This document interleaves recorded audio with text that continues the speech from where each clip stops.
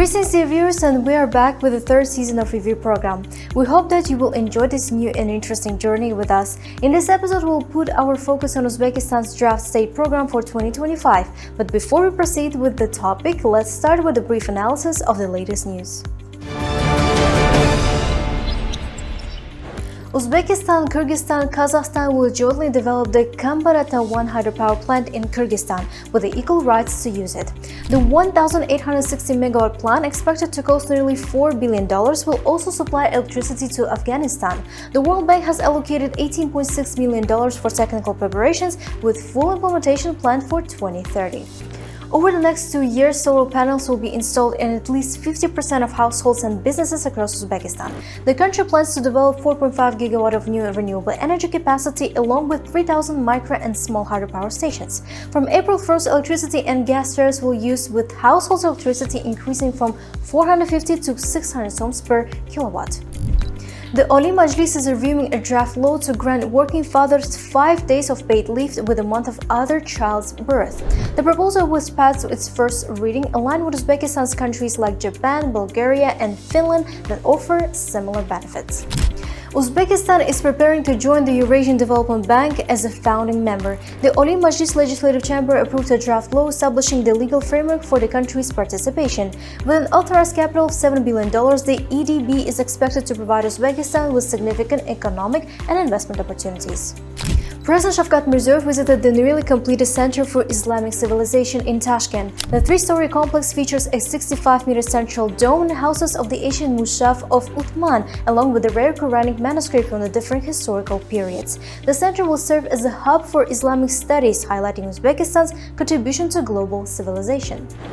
Tashkent is implementing large-scale tourism projects, including a new gastronomy street and the restoration of historical sites like Abdullah Qaderi Park. The old city is being transformed into a cultural tourism cluster with 70 streets and 32 alleys under the development. These initiatives will create 250 new businesses, 1,500 jobs, and increase daily tourism visits from 4,000 to 11,000.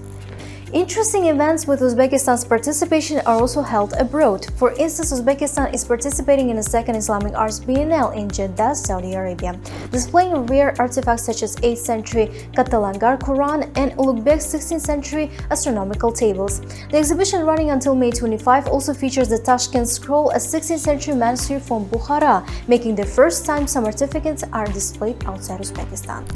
The year 2025 has been declared the Year of Environmental Protection and Green Economy in Uzbekistan. A draft state program has been developed, undergoing public discussion for a month. Over 11 million citizens reviewed the document, and more than 100 key proposals were included in the program. UN structures and other organizations have expressed their readiness to cooperate in implementing the program. In this episode, we will analyze the draft state program. Uzbekistan's draft state program for 2025, designated as the Year of Environmental Protection and Green Economy, represents a measure pushed towards sustainability, energy efficiency, and environmental conservation. The key goals and initiatives include: renewable energy currently makes up 16% of Uzbekistan's total energy supply. The goal is to increase this share to 26% by the end of 2025. Uzbekistan aims for 6% economic growth in 2025, bringing its GDP to over $125 billion. This will be achieved by reducing industrial costs and boosting sustainable economic development. Uzbekistan's nationwide afforestation program will continue to expand with ambitious environmental goals. 200 million trees will be planted annually across the country. 18 new forestry enterprises will be established to focus on seedling production. These enterprises will produce 123 million seedlings annually to support afforestation projects. Launch of Yashil Olam digital platform. This platform will allow citizens to purchase seedlings online and contribute to tree planting efforts. The government will also encourage private sector investments in afforestation projects. President Shavkat Mirziyoyev held a meeting on the draft state program for the Year of Environmental Protection and Green Economy. Details on that in the following report.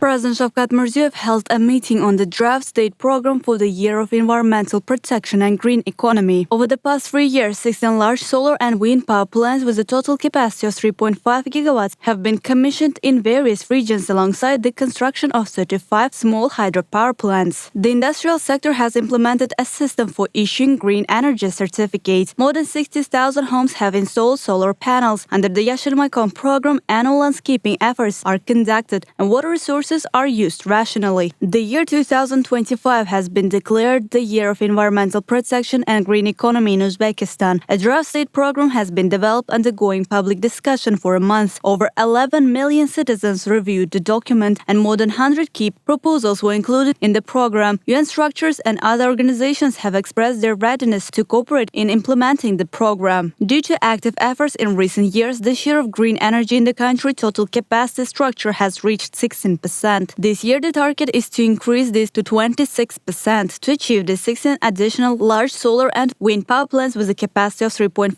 gigawatts, 5 large hydropower plants with a capacity of 160 megawatts, and energy storage capacities of 1.8 gigawatts will be commissioned. The President has also instructed the development of additional projects with a capacity of 1 gigawatt. 2 trillion sums in loans will be allocated for installation of solar panels at state enterprises, industrial and service complexes, and residential homes. Moreover, the use of heat pumps will be expanded in kindergartens, schools, and hospitals. The Deputy Prime Minister and Minister of Economy and Finance were instructed to develop a program aimed at reducing costs by 15 and 20% and increasing value-added production through energy efficiency. The President emphasized the need to transition to a resource-saving economic model. For example, in electrical, automotive, pharmaceutical, and food industries, the added value per ton of energy consumed is 15 and 20 times higher than in the chemical, construction, and textile sectors. Efforts will focus on developing low-energy, high-value-added industries and promoting resource-saving practices in energy incentive sectors. Energy audits and implementation of saving technologies will be conducted at 400 major enterprises with high energy consumption. 15% of production and infrastructure projects this year will be eco-friendly, with this figure rising to 30% by 2027 and 55% by 2030. Support for low-carbon projects will include $300 million from European Bank for Reconstruction and Development, the World Bank, and other organizations. For energy complex equipment and components worth $4 billion will be produced domestically, increasing the green component in major projects from 25% to 31%. Under the Yashil Maykom program, 200 million trees are planted annually. Over the past 3 years, 698 gardens and 316 public parks have been created. Additionally, green areas covering approximately 2 million hectares have been established in the RLC. This year, 18 specialized forestry enterprises will be created to grow seedlings. Efforts will also be strengthened in seed breeding, establishing seed laboratories, intensive experimental plots, and mother plantations. These enterprises are expected to grow 123 million seedlings this year. The Yashil Olam platform will launch, allowing users to purchase seedlings online. Businesses that green their premises and use environmentally friendly equipment and materials in production will receive green entrepreneur status. This will be reflected in the entrepreneur rating, and such businesses will receive support in obtaining green certificates and finding new markets. Introduction of green entrepreneur status. Companies implementing sustainable production methods will be eligible for special status. Benefits include government support, tax incentives, and priority access to international green markets. Businesses will receive assistance in obtaining eco-certification that meet international sustainability standards. The 2025 state program aligns with Uzbekistan's commitments under the Paris Agreement and other international climate accords. Environmental agencies will tighten regulations on emissions, waste disposal, and land use to ensure compliance with global standards. The UN and various global institutions have expressed support for Uzbekistan's environmental agenda. Uzbekistan will collaborate with the World Bank, UNDP, and the European Union to secure funding and exercise for green projects.